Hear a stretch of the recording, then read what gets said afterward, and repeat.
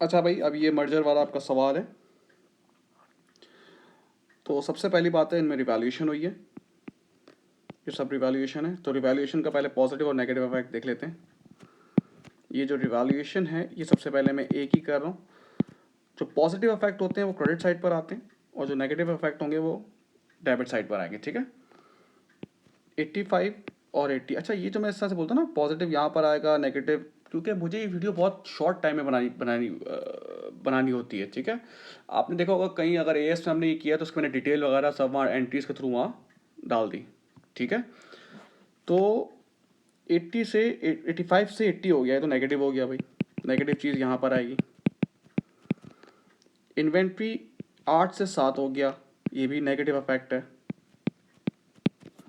और डेटर 6 से 5 हो गया, ये भी नेगेटिव इफेक्ट है। तो इसका मतलब है रिवैल्यूएशन का लॉस हो रहा है, एक को मिला के 7,000। सेम ऐसे ही रिवैल्यूएशन बी, पॉजिटिव इफेक्ट यहाँ, नेगेटिव यहाँ।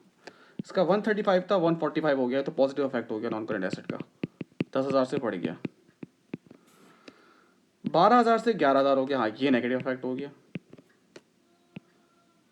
फिर 5,000 से 9,000 से 8,000 हो गया, ये भी नेगेटिव इफेक्ट है।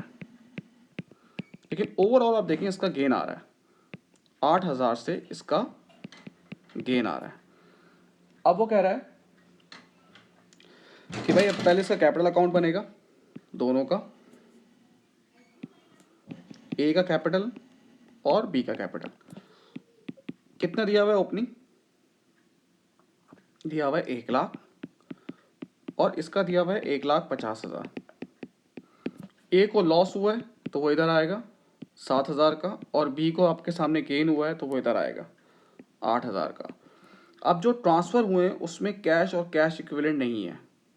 जैसे भाई ये जो आपने क्रेडिट साइड पे लिखा ना 1 लाख, इसमें देखो एसेट्स मौजूद होंगे ना, कैश मौजूद होगा। तो जाहिर सी बात है जब ये ट्रांसफ़र नहीं हो रहे तो ये आप निकाल लेंगे, इन्वेस्टमेंट से निकाल लेंगे भाई, इसको हटाएंगे आप। तो कैश इसका आ रहा है 4,000, देखो ऊपर लिखा हुआ है, और कैश आ रहा है 5,000, ठीक है भाई। अगर मैं आपसे ऐसी सवाल पूछूं कि आप इन्वेस्ट करते हो पैसा तो कैपिटल बढ़ेगा। अब आप ये ट्रांसफर तो कर रहे हो कैपिटल का, लेकिन उसका पैसे निकाल के कर रहा हूँ, पैसा नहीं ट्रांसफर होगा, तो उसको आपने कैपिटल से निकाल लिया।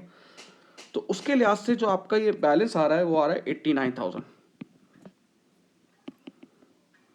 अब पहला सवाल बच्चा कर सकता है, सर ये तो आप क्लोज करना होता है, ये सीटी बीडी क्यों डाल रहे हैं आप? सीटी बीडी का मतलब तो कंटिन्यूशन है ना, सीडी उठा के वहाँ बीडी कर दिया हमने। भाई अब मैं यहाँ पे इसी को समझें कि मैंने अलग अलग बना दिया ताकि मैं अफेक्ट दिखा दूँ, वरना मुझे इसको एक के बनाना चाहिए था ताकि मैं कंटिन्यू कर सकूँ यहाँ पे। चलो पार्टनर का कैपिटल का अकाउंट मैं यहाँ कंटिन्यू कर रहा हूँ, यहाँ क्लोज कर रहा हूँ मैं। ये ट्रांसफ़र हो गया 89,000, और वो ट्रांसफ़र हुआ कितना, 153,000। ये क्या हो गया, ठीक है, सही है, कंटिन्यूएशन है ये, सही है।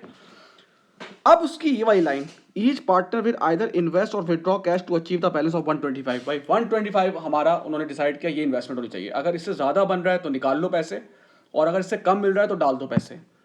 अब 89, ये ए का 89 बन रहा है, इसका मतलब ऐसा कैपिटल बन कम हो रहा है, इसको पैसा डालना पड़ेगा, इसको पैसा इन्वेस्ट करना पड़ेगा।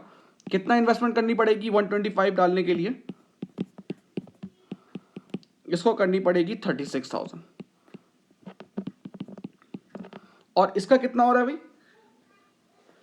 इसका 153,000 है। अब इसको निकालना पड़ेगा कैश, क्योंकि इसको 125,000 मेंटेन करना है, तो इसको 28,000 करना पड़ेगा, निकालना पड़ेगा, तो ही दोनों का 125,000 जो है वो मैच हो रहा है। अब बैलेंस शीट पे दोनों को हम मिला के डाल देंगे, ठीक है बेटा।